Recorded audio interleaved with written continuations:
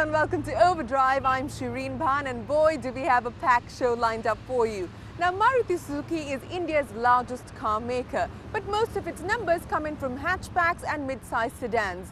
So if you decided to buy your first car from Maruti Suzuki and stayed loyal to the brand, then your second car and perhaps even your third car would be from the Suzuki stable. But if you wanted to graduate to something more premium, then the Maruti Suzuki cupboard was bare, but the company is hoping to fix that with its Kizashi. Kizashi. In Japanese, it means a sign of great things to come. No pressure to succeed then. They're calling it India's first sporty sedan. But in a segment that's all about comfort and luxury, is sporty going to work? It's a segment that's been dominated by Suzuki's Japanese counterparts Toyota and Honda.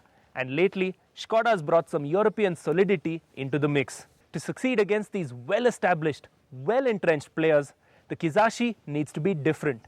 It needs to be the best of both those worlds. On the looks front, the Kizashi is a sharply chiseled, dynamic car. From the front, it's all business with its big in-your-face mesh grille and attractive front headlamp cluster.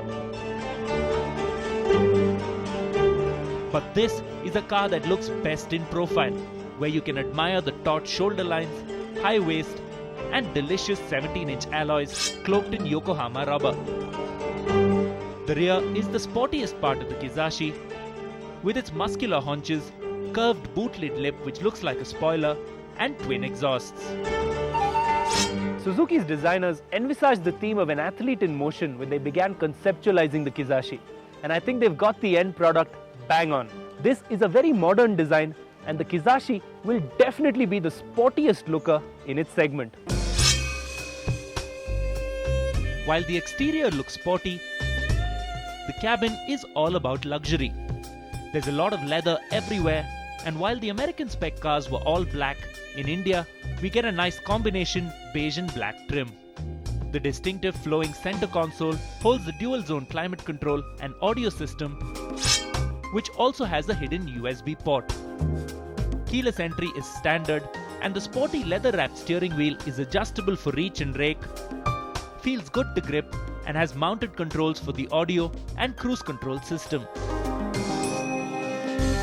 Both front seats are electronically adjustable, and the rear passengers also get a dedicated AC vent.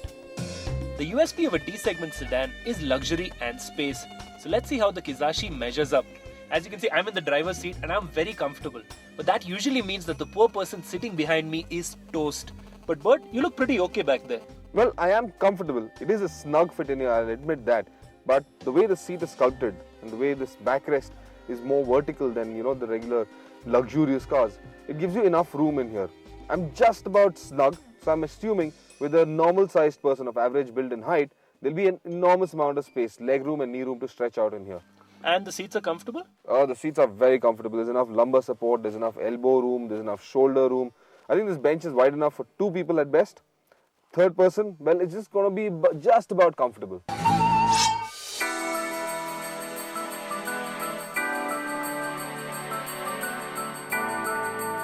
Suzuki really had only one engine it could put into this car.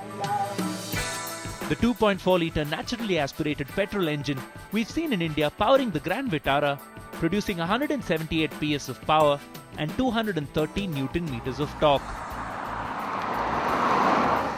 And in this car, that engine is an absolute cracker. It's very flexible, has a lot of low-down torque and responds to the slightest throttle input. But it's also very high revving, kinda like a Honda, so you really want to redline it in any gear. And talking of gears,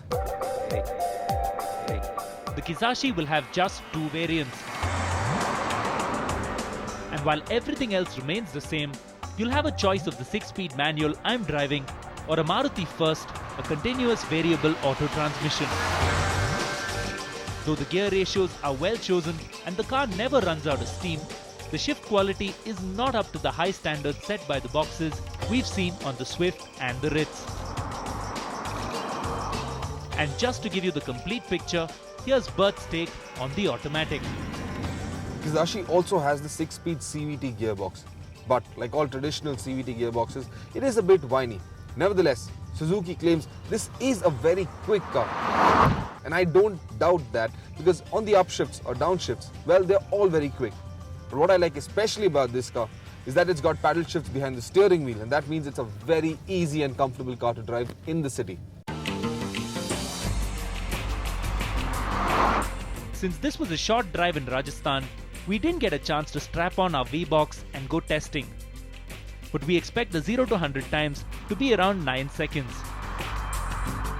Top speed is beyond 200 km an hour, and the claimed overall fuel efficiency is 12.53 km per litre for the automatic and 12.45 for the manual. Americans have recently discovered corners, and as a result, manufacturers are actually making their American spec cars a bit more corner friendly. And this Kizashi is a good example. In the US of A, this is actually considered as a sporty sedan. But one of the few changes made for India is that the suspension has been raised and softened to suit Indian conditions. Did they need to do that? Since our test route consisted largely of super smooth tarmac, it's just too early to tell.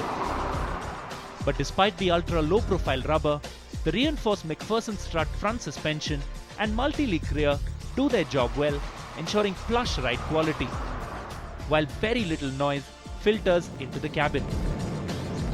The downside of the raised suspension sadly shows itself in the handling. The newly taller Kizashi is not as composed as I expected around corners or at high speeds, despite those massive 17-inch wheels. Mind you, it is still pretty good fun, but it's just not the samurai sword I was expecting. Since the Kizashi will come to India in CPU form, it's the same fully loaded spec. So you get 6 airbags, ESP with traction control, and ABS with EBD as standard. Prices will only be announced in February, but we expect the car to cost around 14 to 16 lakh rupees ex-showroom. And so the Kizashi has successfully managed to be different.